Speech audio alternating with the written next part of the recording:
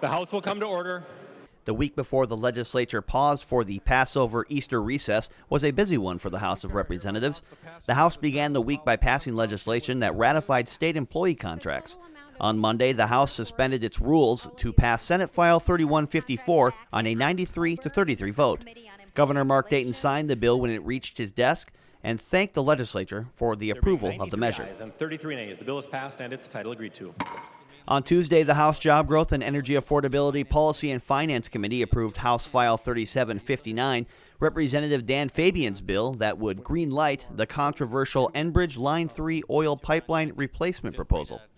Fabian stressed he sponsored this bill because it's what his constituents in northwestern Minnesota want, adding that the pipeline replacement project will create jobs and provide an economic boost.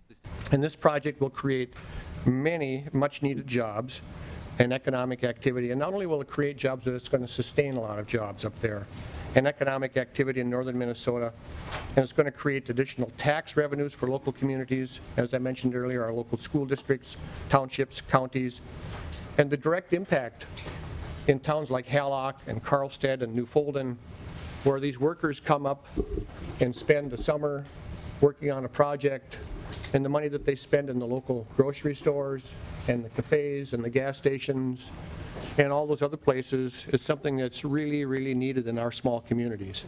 More than 20 people testified against the bill, with no one from the public speaking in support. What is in the best interest of Enbridge is not in the best interest of Minnesota. We see this as a direct threat to our lives. Following a contentious debate, the committee approved the bill on a split-voice vote and sent it to the House floor. Motion is adopted. Wednesday evening, the House Health and Human Services Finance Committee heard a bill sponsored by Representative Kelly Fenton that brought out passionate discussion from both members and testifiers. House File 3722 would implement work and community engagement requirements for some able-bodied adults who are medical assistance enrollees. Fenton explained her bill to the committee. This bill aims to protect the program for those who need it the most.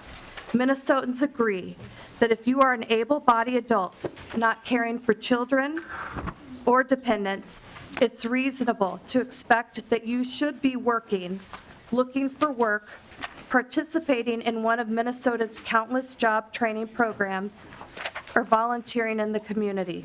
The committee held a lengthy discussion on the proposal, with several members laying out why they opposed the legislation.